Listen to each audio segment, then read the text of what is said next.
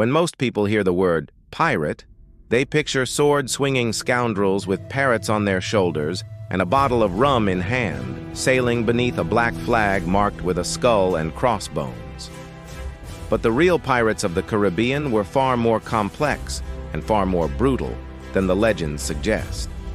These were not fantasy figures. They were desperate men and women forged in the fires of empire, war, and betrayal. Their story begins in the late 1400s and early 1500s, when European explorers like Christopher Columbus opened the floodgates to the New World. Spain quickly seized vast swathes of territory, mining gold and silver from Central and South America and shipping it back to Europe in heavily guarded treasure fleets. But the wealth of the Spanish Main didn't just tempt kings and merchants. It called out to a different kind of opportunist, the pirate.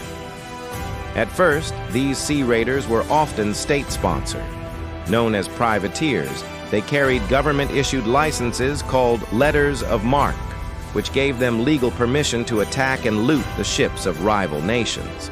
Sir Francis Drake, England's most famous privateer, ravaged Spanish ports, captured galleons, and returned home a hero, even earning a knighthood from Queen Elizabeth I. But as the wars between empires cooled and peace treaties were signed, many privateers found themselves unemployed. With no nations left to sanction their attacks, they turned to piracy, preying on anyone they could catch, regardless of nationality. The Caribbean, with its countless islands, hidden coves, and chaotic colonial politics, became the perfect breeding ground for this outlaw life. The so-called Golden Age of Piracy lasted roughly from 1650 to 1730, and during this time, thousands of men and a few notorious women took to the sea in search of riches, revenge, or escape. Life aboard a pirate ship was harsh, but in some ways more appealing than the rigid structure of naval or merchant service. Pirate crews often operated as floating democracies. Captains were elected, decisions were voted on, and loot was distributed according to agreed-upon shares. This contrasted sharply with life in the Royal Navy, where sailors were frequently beaten, starved, and unpaid. On a pirate ship, every man had a voice, and many were drawn to this rough equality in an age when class and power ruled the land. Pirates came from all walks of life: former sailors, escaped slaves, failed merchants, even ex-soldiers. Some were hardened criminals, others had simply been broken by a world that offered no mercy. Once aboard, loyalty was crucial.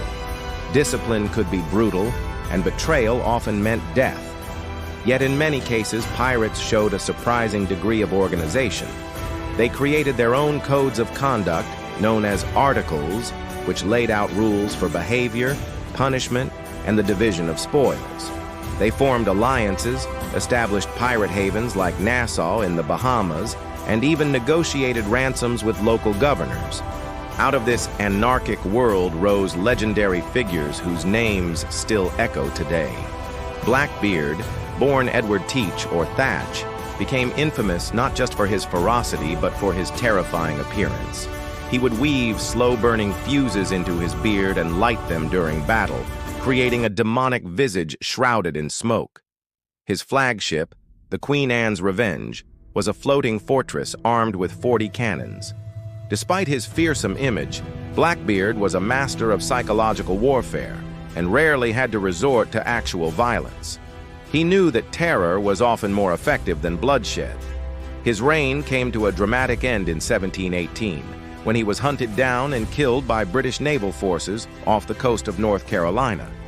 It took 5 bullets and more than 20 sword wounds to bring him down. Then there was Calico Jack Rackham, known more for his fashion sense. He wore brightly patterned calico clothing than his leadership skills. But his legacy endures because of the 2 women who sailed with him, Anne Bonny and Mary Read. Disguising themselves as men, they fought shoulder to shoulder with the crew and earned reputations as fierce warriors.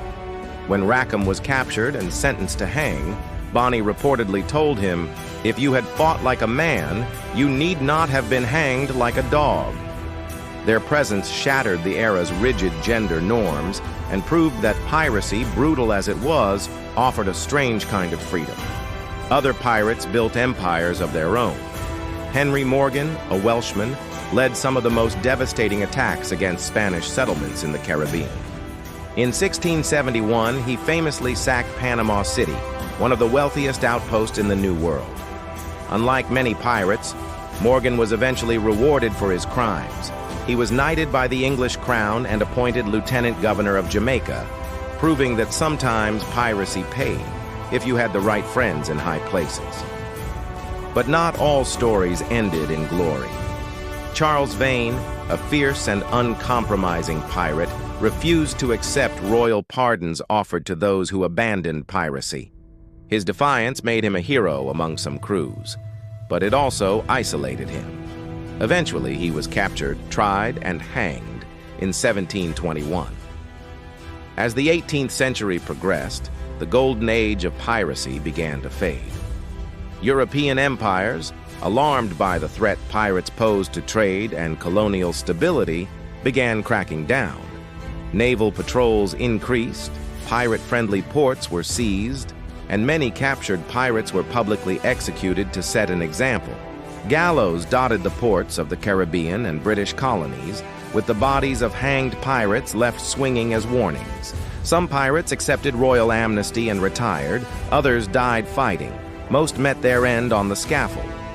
By the 1730s, the pirate utopias of the Caribbean had vanished, and the seas were no longer a playground for the outlawed and the free. Yet, their legacy remains powerful. While the real pirates of the Caribbean were often violent, selfish, and merciless, they were also rebels against a world of crushing inequality. Many had been enslaved, conscripted, or betrayed by their own governments before choosing piracy. In their own brutal way, they built communities based on mutual interest, shared risk, and democratic principles, an astonishing achievement in an age dominated by kings and empires. The Pirate Code, the Jolly Roger, the myth of buried treasure. These weren't just fantasy, they were cultural expressions of a people who had turned their backs on the world that had failed them. Even today, the allure of the pirate endures not because of the violence, but because of the freedom, the wild promise that for a brief moment in history, the lowest born and most broken souls could rise, rule, and write their names in legend. The real pirates of the Caribbean didn't speak in catchy one-liners or dance with monkeys. They lived hard, died young, and shaped the modern myth of freedom on the open sea. Beneath every romanticized tale lies a darker truth, one forged in blood and salt water, where sails snapped in the wind and the horizon always promised one more shot at glory or doom. These were the outlaws of empire, the ghosts of colonial greed, and the rough architects of rebellion. And their stories, tangled in both truth and legend, still echo through the crashing waves.